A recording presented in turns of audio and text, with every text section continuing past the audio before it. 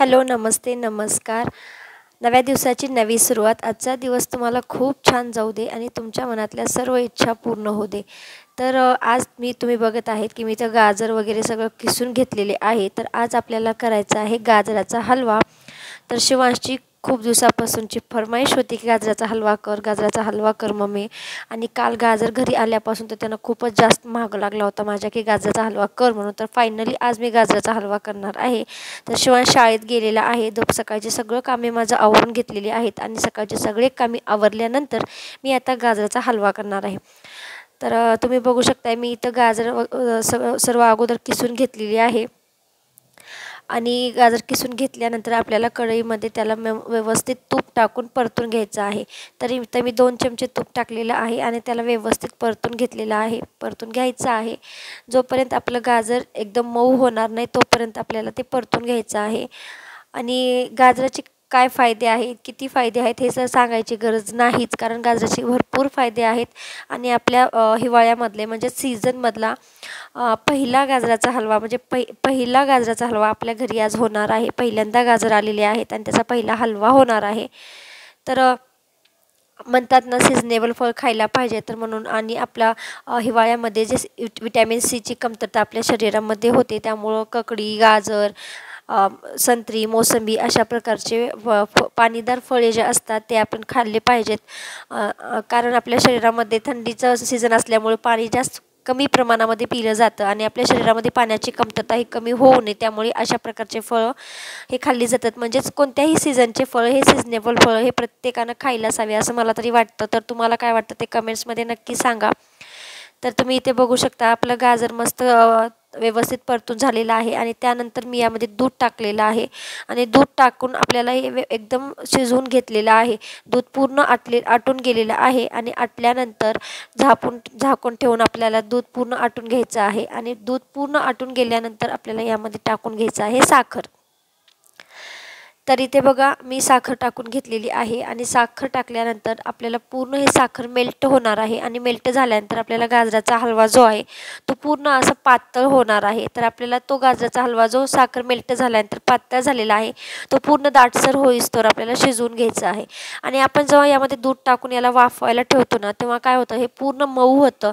म्हणजे आपल्याला गाजर खाताना कोणत्याही प्रकारचं कुठेही असं कचकच वगैरे लागत नाही, एकदम मऊ लुसलुशीत गाजराचा हलवा होतो. तर काही मिनटं त्याला व्यवस्थित शिजवल्यानंतर तुम्ही इथे बघू शकता पाण्याचं जे साखर मेल्ट झालेली होती त्याचं प्रमाण थोडंसं कमी झालेलं आहे. आणखीन 2 ते 3 मिनटं आपल्याला याला आणखीन शिजवून घ्यायचंच आहे. तर माझा आवाज थोडासा खराब झाला आहे कारण खोकला वगैरे झालेला आहे. तर एका साईडला मी गाजर थोडंसं आणखीन दाटसर होण्यासाठी ठेवलेलं आहे शिजवण्यासाठी. आणि इथे मी ड्रायफ्रूट्स कट करून घेत आहे. तर ड्रायफ्रूट्समध्ये मी काजू, बदाम घेतलेले आहेत. तुम्ही तुमच्या आवडीनुसार घेऊ शकता. तर इथे मी गाजराचा हलवा करत असताना मम्मी आलेली होती तर तिला बोलत बोलत मी ड्रायफ्रूट्स कट करते. तर इथं व्यवस्थित ड्रायफ्रूट्स कट करून घेतलेले आहेत. तुम्हाला जर पिस्ता किंवा वेगळे आणखीन चारोळ्या वगैरे टाकायचे असतील तुम्ही ते टाकू शकता. पण मला फक्त काजू आणि बदाम आणि मनुके टाकलेलाच गाजराचा हलवा आवडतो. तर मी तेच कट करून घेते. तर इथे बघू शकता आपला गाजरामधलं पूर्ण पाणी आटून गेलेलं आहे. गाजराचा हलवा एकदम मस्त तयार झालेला आहे. तर या स्टेजला आपल्याला गॅस बंद करायचा आहे आणि दुसऱ्या गॅसवर मी इथं ठेवलेला आहे तडका पॅनमध्ये मी 1 चमचा तूप टाकलेलं आहे आणि हे तूप आपल्याला पूर्ण मेल्ट करून घ्यायचं आहे. आपल्याला तूप पूर्ण मेल्ट झाल्यानंतर आपल्याला यामध्ये ड्रायफ्रूट्स टाकायचे आहेत जे आपल्याला गाजराच्या हलव्यामध्ये यूज करायचं आहे. तर इथं बघू शकताय तूप हे आपलं पूर्ण मेल्ट झालेलं आहे आणि त्यामध्ये मी ड्रायफ्रूट्स टाकलेले आहेत, म्हणजेच काजू आणि बदाम टाकलेले आहेत. आणि मनुके हे आपल्याला नंतर टाकायचे आहेत. आपण जर स्टार्टिंगलाच मनुके टाकले तर मनुके लवकर रोस्ट होतात आणि ते करपतात. त्यामुळे पहिल्यांदा काजू बदाम टाकायचे आणि नंतर लास्टला आपल्याला मनुके टाकायचे आहेत जेणेकरून ते करपणार नाहीत. तर इथं काजू बदाम माझे रोस्ट झालेले आहेत. त्यानंतर मी मनुके टाकलेले आहेत. मनुक्याला जास्त वेळ लागत नाही रोस्ट व्हायला, पटकन रोस्ट होतं. तर इथे रोस्ट झालेले ड्रायफ्रूट्स मी ह्या गाजराच्या हलव्यामध्ये टाकून घेणार आहे. तर आपण न रोस्ट करता असं यूजही करू शकतो, सिंपल कट करून पण यूज करू शकतो. पण जेव्हा आपण रोस्ट करून ड्रायफ्रूट्स टाकतो ना त्याची टेस्ट एकदम भन्नाट लागते, खूपच भारी लागते. तुम्ही एक वेळेस नक्की ट्राय करून बघा की याची टेस्ट कशी लागते ते. आणि कसं झाले सांग बरं मला, खाऊन तरी बघ. पोळेल बरं.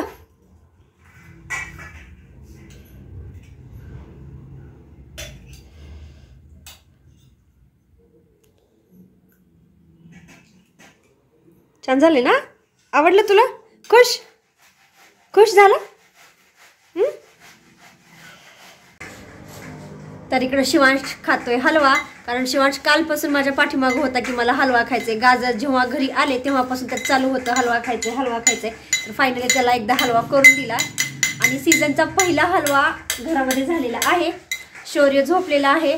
भेटू अशाच एका नवीन व्हिडिओमध्ये. तोपर्यंत जय जिजाऊ जय शिवराय. बाय कर. आणि तुम्ही पण या हलवा खायला. सांग हलवा खायला या म्हणून सांग. म्हण तुलाच पुरेल का?